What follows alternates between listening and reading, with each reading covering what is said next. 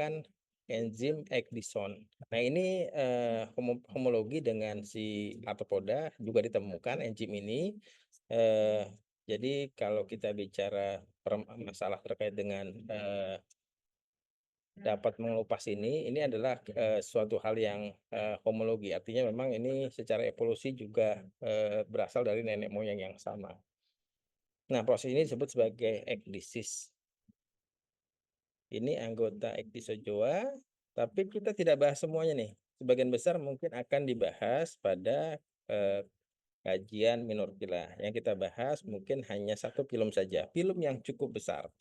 Yang lainnya kurang, fungsional, kurang terlalu diperhatikan karena jumlahnya sedikit atau fungsinya juga sangat-sangat, minim sekali. Atau jangan-jangan mungkin jumlahnya banyak tapi kurang diekspor. Jadi saat ini karena belum banyak kajiannya, belum banyak spesies yang ditemukan, maka spesies ini masih masuk dalam kelompok yang kita kenal dengan kelompok Minorvilla. Filum dengan fungsi atau jumlah yang tidak terlalu, signifikan, yang bisa kita, abaikan kita hanya mempelajari satu clade, satu filum yaitu nematoda. Salah satu, spesies yang kita amati adalah Ascaris kemarin, Ascaris suum. Baik, dulu waktu SMA mungkin Anda kenal dengan istilah Nemathelminthes. Ini sebenarnya bukan, clade yang valid, jadi jangan digunakan lagi. Clade yang validnya adalah nematoda atau nematoida. Nematoida itu gabungan nematoda dengan nematomorpha, tapi untuk filumnya namanya nematoda. Jadi, dulu memang, waktu Anda SMA mungkin masih jadi satu ya, jadi kita di clade ini mempelajari banyak filum. Ada film Acanthocephala, Chaetognatha, Ichthyophora, dan juga Gastrorhyncha. Sekarang semua sudah dipisahkan. Acanthocephala film sendiri, Gastrorhyncha juga film sendiri, Nematoda juga film sendiri. Nah, yang kita pelajari adalah film Nematoda. Baik, ini pengantar untuk Nematoda. Film Nematoda, kalau kita lihat dari sejarahnya, sebenarnya kalau dibilang cukup, populer, tidak juga. Jauh lebih populer Annelida, jauh lebih populer untuk cacing mungkin Platyhelminthes. Nematoda kurang populer. Popularitasnya itu muncul karena si elegan atau si, cacing tanah Lumbricus. Karena dua jenis ini akhirnya cukup dikenal.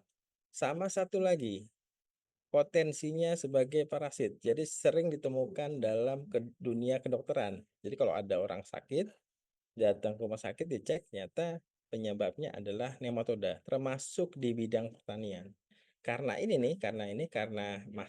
Masalah parasitnya, maka akhirnya mulai dikenal oleh banyak orang, sehingga mulai banyak kajian tuh, kajian dan akhirnya memang untuk saat ini, informasi yang tersedia cukup lengkap untuk nematoda. Beberapa tahun yang lalu, informasinya mungkin sangat jarang.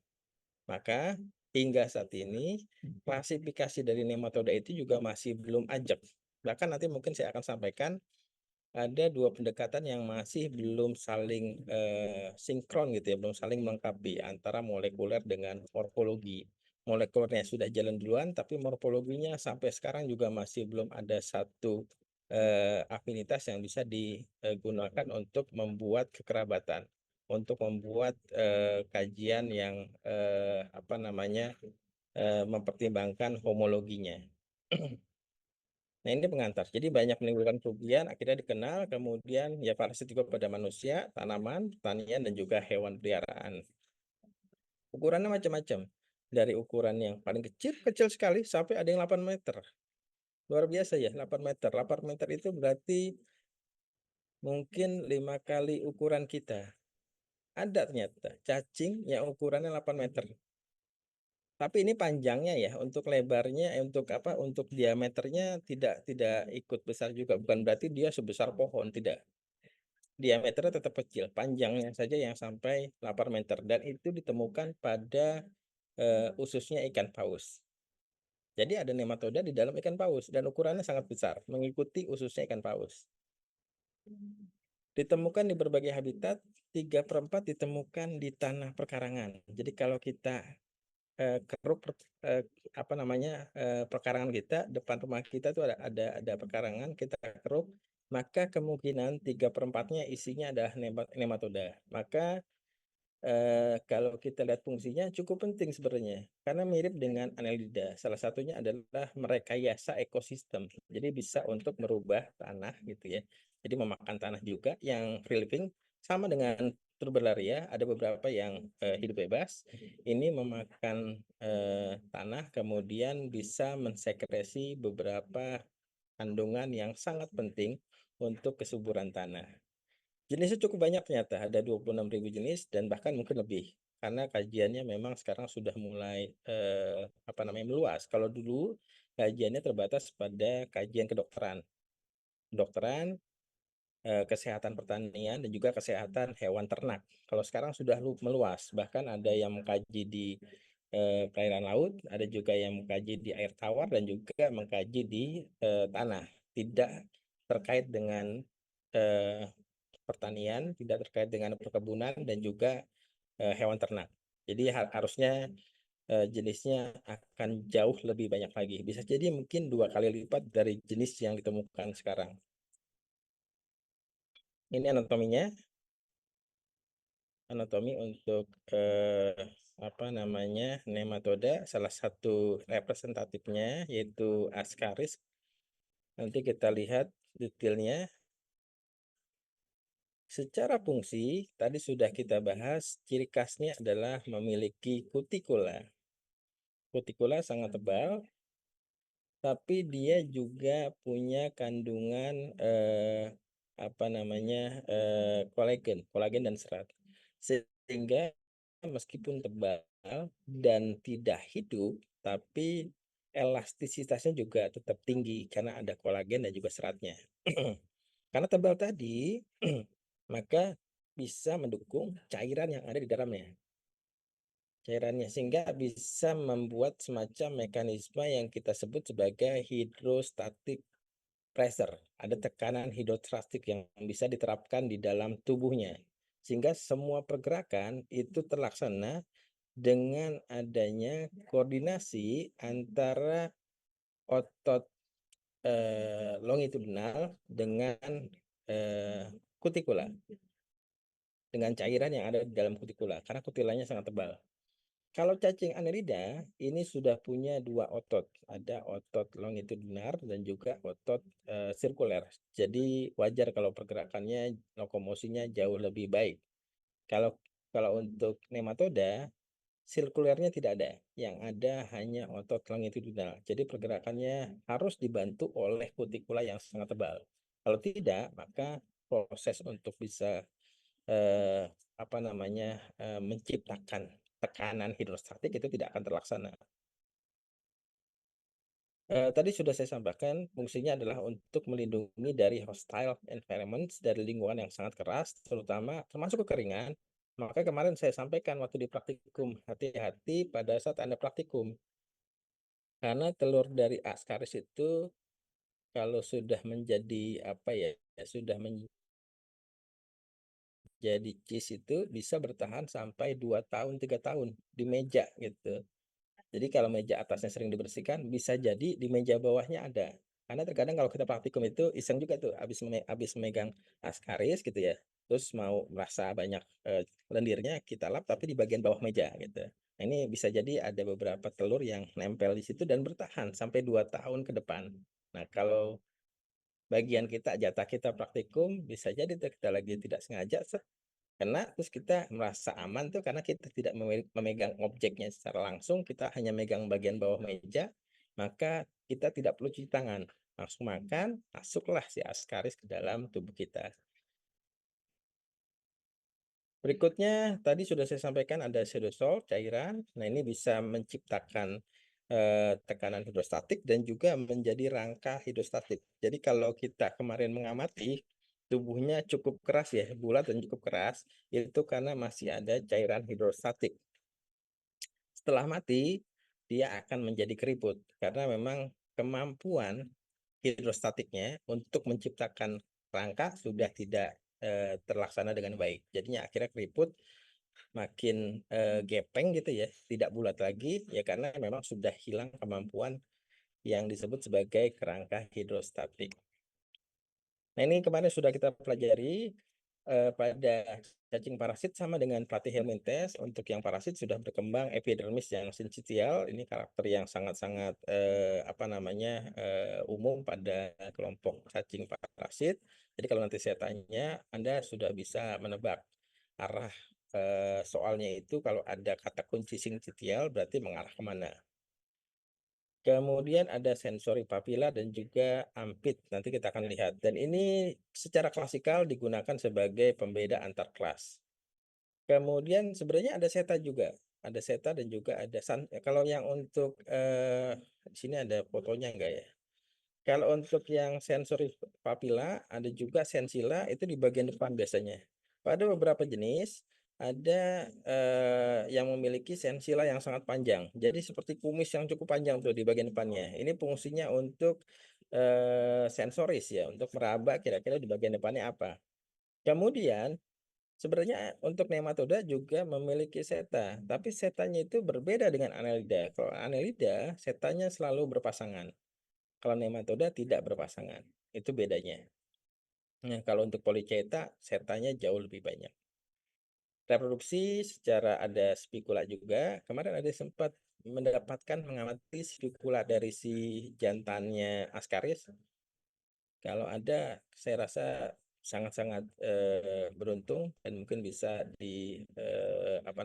dicatat dalam ingatan. Itu namanya spikula, bentuknya seperti hook ya, seperti kait. Nah, tadi mungkin saya sampaikan ada pergantian kulit. Pergantiannya kulit hampir sama dengan arthropoda, jadi ada 4 tahapan, 4 fase. Dari mulai telur ke larva, ke cis, mau dewasa sampai nanti menjadi cacing yang dewasa.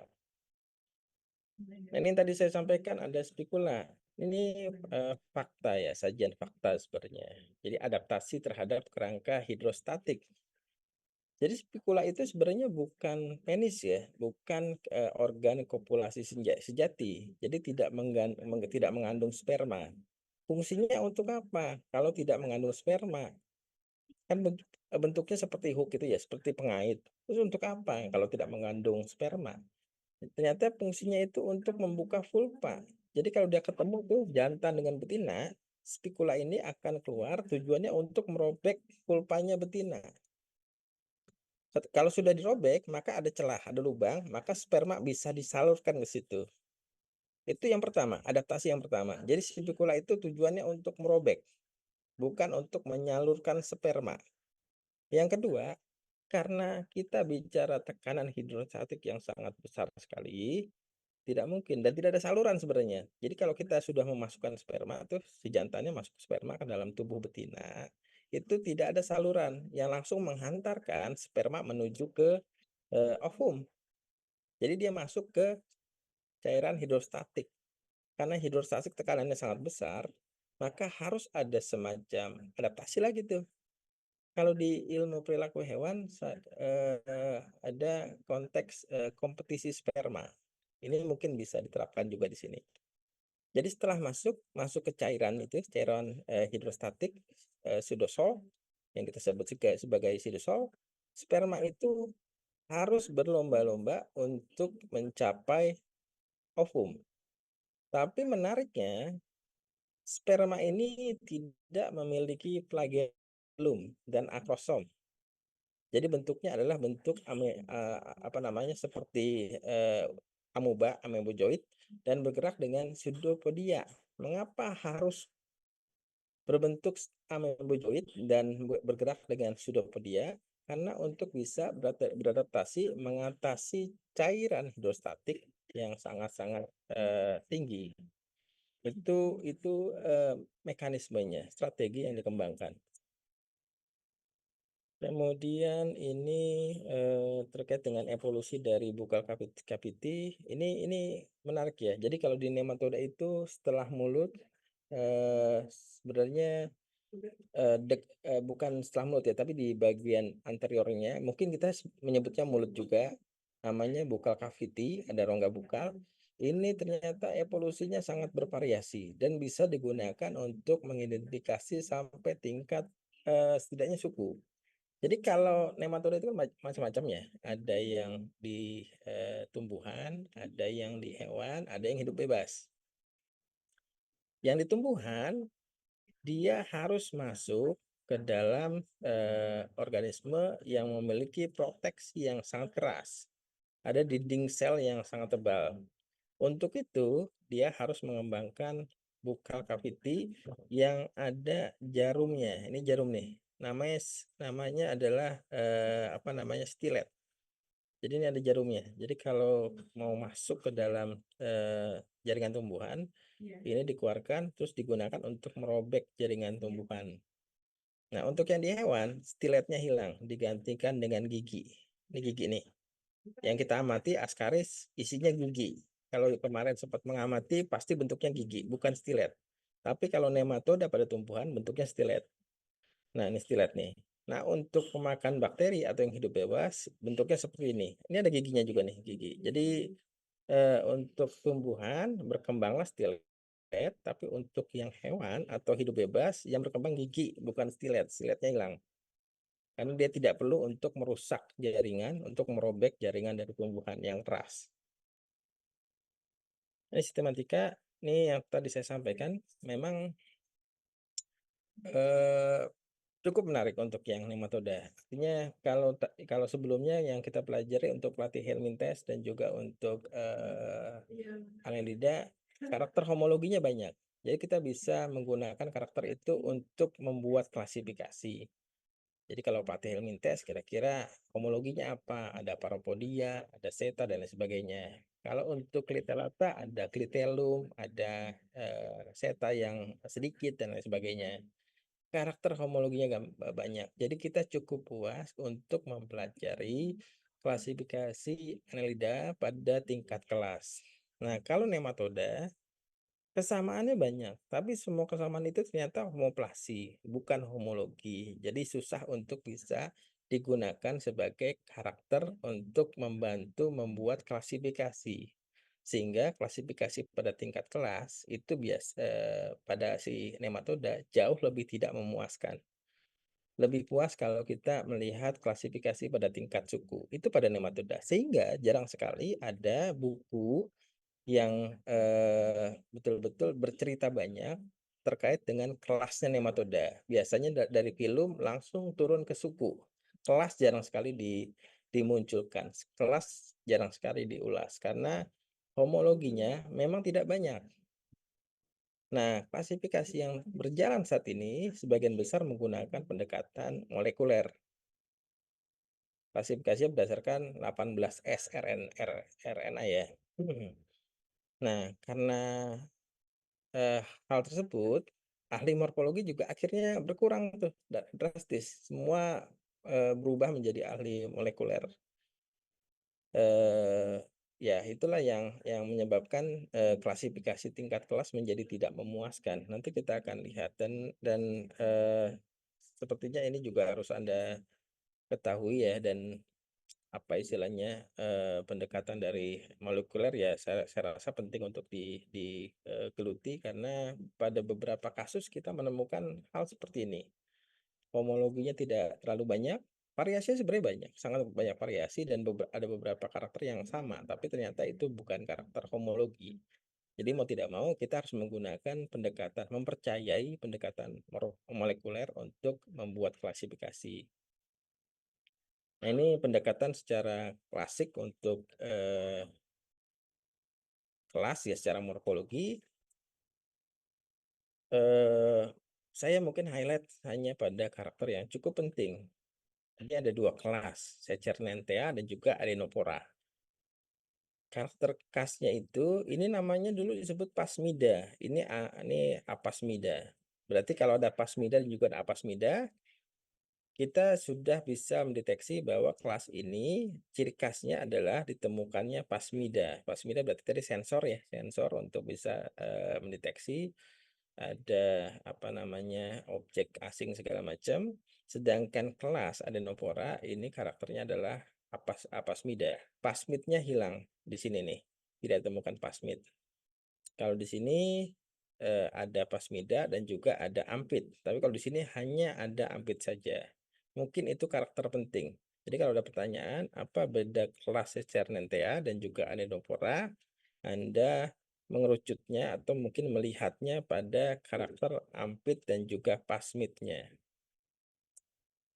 Baik, tadi ulasan terkait dengan nematoda. Mungkin berikutnya kita akan melihat representatif dari beberapa nematoda. Yang pertama adalah ini cerita sebenarnya, tidak terlalu dekat dengan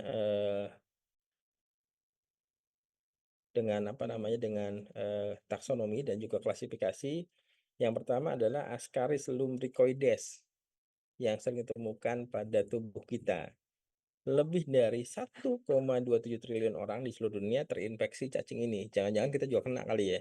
Cuma kita belum cek aja. Parasit ini juga ditemukan di kuda dan babi, maka sebenarnya masih ada perdebatan. Suum itu dengan lumbricoides apakah satu jenis atau beda jenis? Terakhir untuk klasifikasi saya cek masih satu jenis. Tapi karena apa namanya? Yang satu lebih sering ditemukan di babi, maka namanya jadi suum. Yang sekarang saya belum cek kembali. Nah, yang menarik, ini fakta ya, seekor betina dari cacing ini dapat mengeluarkan 200.000 telur per hari. Sangat produktif, banyak sekali. Nah, embrio sangat toleran terhadap kondisi kering dan minim oksigen. Artinya kalau yang tadi saya sampaikan, Anda pegang, ada telurnya, Anda lap di bawah meja, bisa jadi telurnya itu akan bertahan dalam waktu yang cukup lama. Karena tahan dengan kondisi kering dan minim oksigen. Bahkan kalau kita simpan di dalam botol air mineral, juga ada kemungkinan dapat bertahan dalam waktu yang cukup lama. Dan eh, apa namanya? Namun ya. Nah, tadi kan memang cukup bagus untuk bertahan di lingkungan yang kering dan juga minim oksigen, tapi tidak tahan dengan suhu yang tinggi. Makanya dulu waktu kita mungkin masih kecil SD selalu disampaikan oleh guru, disampaikan oleh orang tua kita, tolong masak air sampai matang betul, betul ya? Karena tujuannya adalah untuk membunuh salah satunya telur dari si Ascaris ini. Kalau kurang matang, kalau tidak sampai mendidih, maka potensi dia untuk bisa tetap hidup meskipun mungkin sedikit ada apa namanya gangguan gitu ya. Ini masih tinggi sekali. Jadi harus betul-betul suhu yang sangat tinggi. Jadi sudah bisa memastikan telurnya betul-betul mati gitu ya. Embrio berkembang menjadi remaja masih dalam cangkang tuh. Nah, mungkin tadi saya lupa menyampaikan. Untuk arthropoda itu sudah ada kitin ya. Sedangkan di nematoda itu yang dewasanya kitin tidak ada. Tapi pada telurnya kitin ada. Jadi kalau kita lihat afinitasnya arthropoda dengan nematoda itu sebenarnya bisa bisa ada semacam apa namanya benang merah. Karena kitin itu juga ditemukan di nematoda meskipun hanya pada telurnya saja. Nah, ini mungkin cikal bakal terjadinya arthropoda ke depannya. Baik, kondisi remaja ini dapat bertahan di lingkungan hingga bertahun-tahun yang tadi saya sampaikan, menetas, keluar dari cangkang, saat tertelan oleh inang, kemudian penetrasi masuk ke dalam pembuluh darah melalui usus halus, menuju jantung dan berhenti sementara di paru-paru. Masuk dia ke paru-paru. Lanjut lagi ke usus untuk masuk ke tahap dewasa.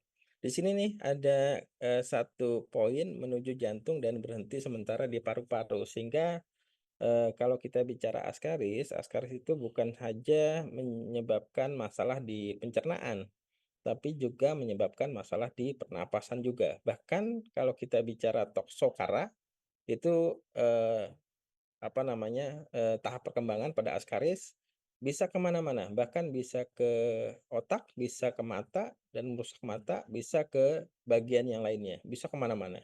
Dan ini resikonya cukup fatal untuk kesehatan.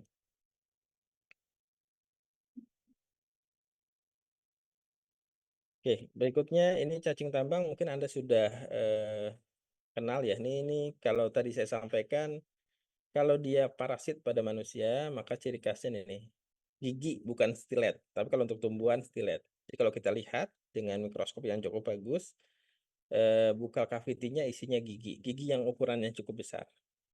Ini siklusnya cacing tambang, set, masuk ke dalam, masuk sebenarnya ada 2 pintu dia, bisa dari mulut masuk nih, set, bisa juga nembus ke dalam nih. Jadi nempel di kulit langsung masuk ke dalam. Makanya kalau dulu waktu saya kecil itu orang tua saya agak rewel. Kalau dari kemana-mana harus segera untuk membersihkan diri, cuci tangan, cuci kaki. Karena kalau ada larva yang sudah remaja, ini bisa masuk lewat pori-pori kulit kita. Masuk terus masuk ke pembuluh darah, menuju jantung, paru-paru, dan ke pencernaan. Jadi harus rajin untuk cuci tangan dan juga cuci kaki, apalagi kalau hendak tidur. Karena kalau sudah tidur, belum cuci kaki, ini durasinya cukup panjang. Maka si cacing dengan leluasa untuk bisa masuk ke dalam tubuh Anda. Ya, nanti nyusul. Nah, ini mungkin juga cukup populer. Ada satu cacing yang menyebabkan kaki menjadi bengkak, jadi besar. Namanya Wucherea bancrofti. Jadi kalau sudah ini sudah masuk, lewat si lalut ini, lewat si nyamuk ya, nyamuk masuk, nanti akan menyebabkan masalah pada kesehatan kita. Baik.